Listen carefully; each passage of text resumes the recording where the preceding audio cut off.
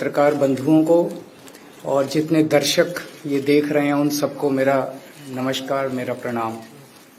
आज लखनऊ में मैं उत्तर प्रदेश के सभी मतदाताओं से इंडिया गठबंधन को भारी भरकम वोट देने के लिए, भारी मात्रा में वोट देने के लिए अपील करने के लिए आया हूं।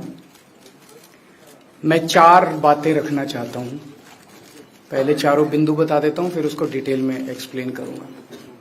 पहला ये कि ये चुनाव भारतीय जनता पार्टी, मोदी जी अपने लिए वोट नहीं, अमित शाह जी को प्रधानमंत्री बनाने के लिए वोट मांग रहे हैं। दूसरी बात, योगी आदित्यनाथ जी को अगर ये लोग जीत गए तो योगी आदित्यनाथ जी को 2 से 3 महीने के अंदर उत्तर प्रदेश के सीएम पद से हटा दिया जाएगा। नंबर 3, इन लोगों की पूरी तैयारी है, अगर ये लोग जीत गए तो संविधान को बदल के SC ST और OBC का रिजर्वेशन खत्म कर दिया जाएगा। और नंबर 4, जो आंकड़े अब देश भर से आ रहे हैं वो ये दिखा रहे हैं कि 4 जून को इंडिया गठबंधन की सरकार बनने जा रही है और NDA को और बीजेपी को बहुत कम सीटें मिलने जा रही हैं। अब मैं अपने सबसे पहले पॉइंट पे आता हूं।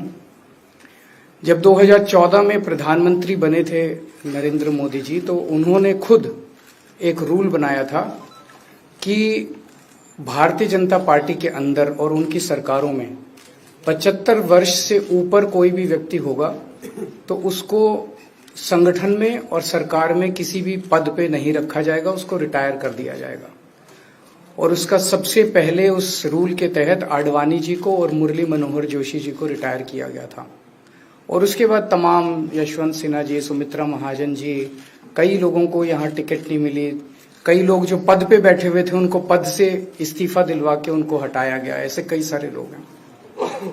तो अब अगले साल 17 सितंबर को प्रधानमंत्री मोदी जी 75 साल के होंगे और मोदी जी ने तय कर लिया है कि अमित शाह जी को वो अपना वारिस बनाएंगे और अमित शाह जी अगले साल 17 सितंबर को देश के प्रधानमंत्री बनाने का उन्होंने तय किया है मोदी जी ने।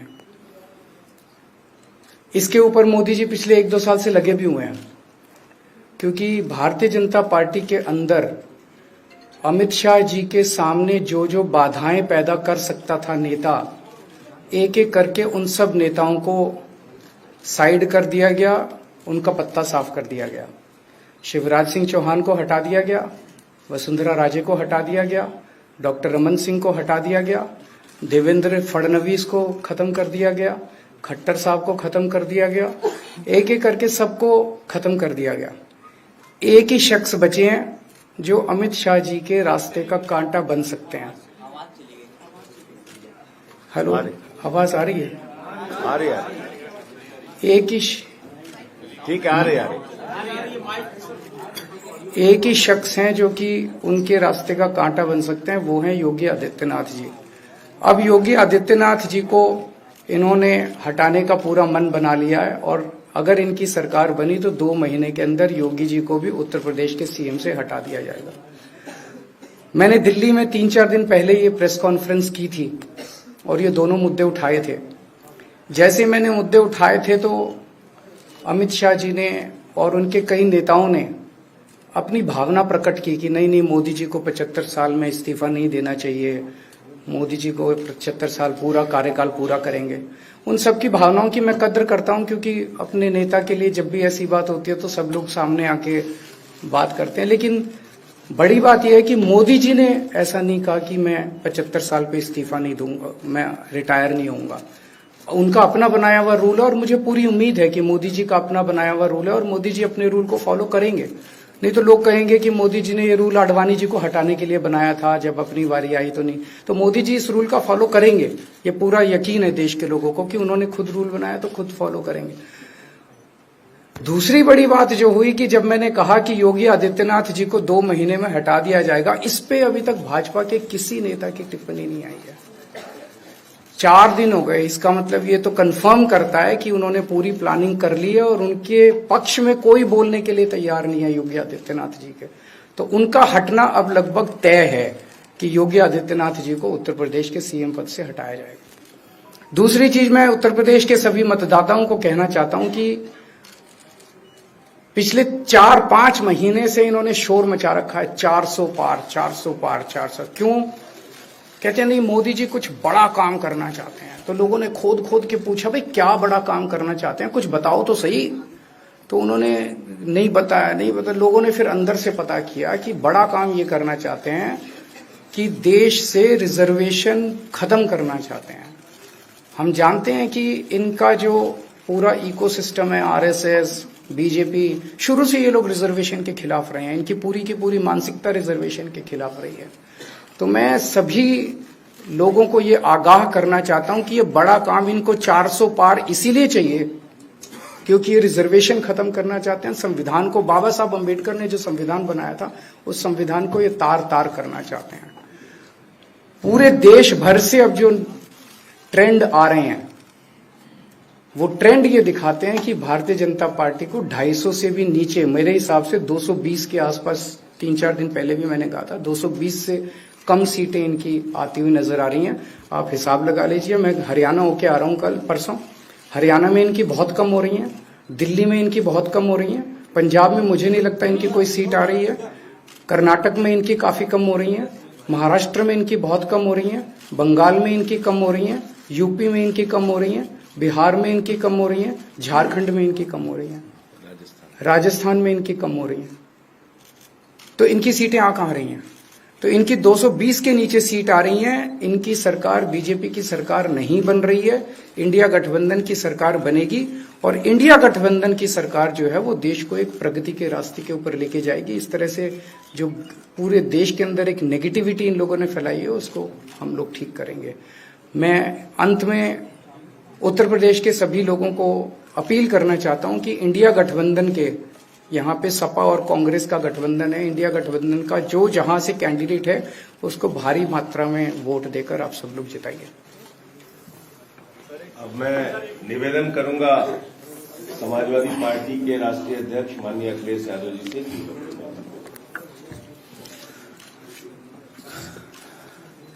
आदरणीय अरविंद केजरीवाल जी का मैं धन्यवाद देता हूं। उन्होंने बहुत महत्वपूर्ण बातें आपके सामने रखी हैं।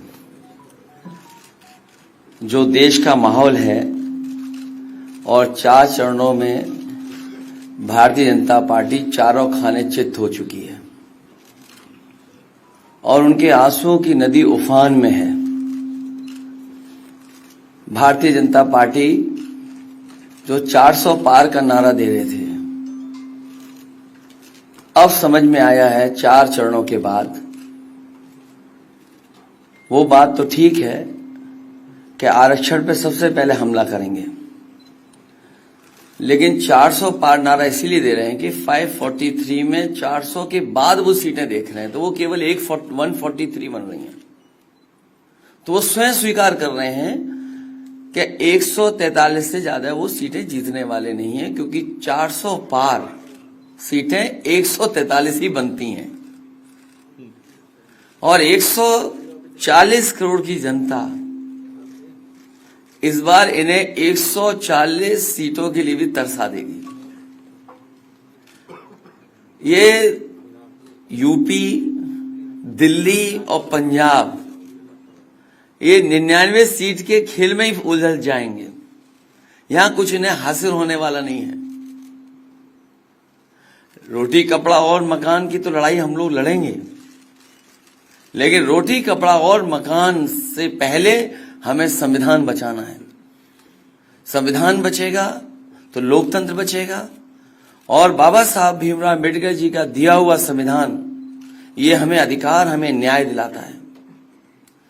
भारतीय जनता पार्टी की इस साजिश को आम लोग समझ गए हैं और इस बार सबसे बड़ी हार भारतीय जनता पार्टी की होने वाली है। अभी तक तो हम ये कहते थे कि ब्रह्मांड का सबसे बड़ा झूठ बोल रही है। अब लग ये रहा है हारने के बाद ये ब्रह्मांड का झूठ का विद्यालय खोलेंगे,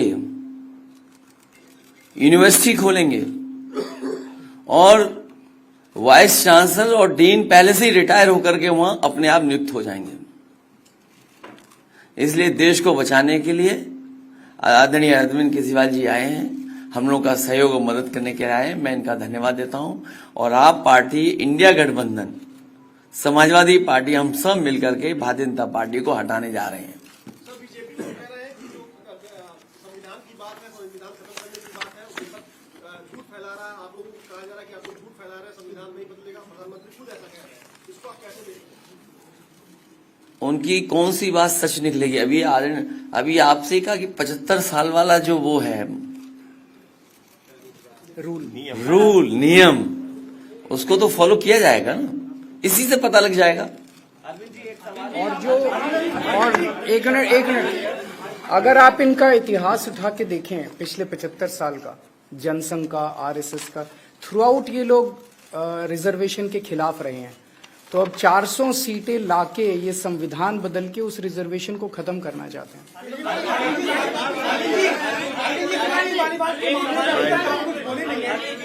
आपके साथ में स्वाति मालीवाल के मामले में अरे उससे ज्यादा जरूरी और चीजें भी हैं, कागज हम निकाल लिए।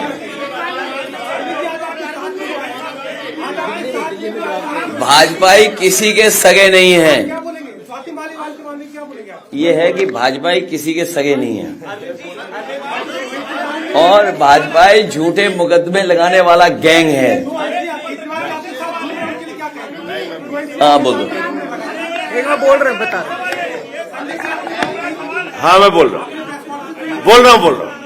एक सेकंड बोल रहा हूँ।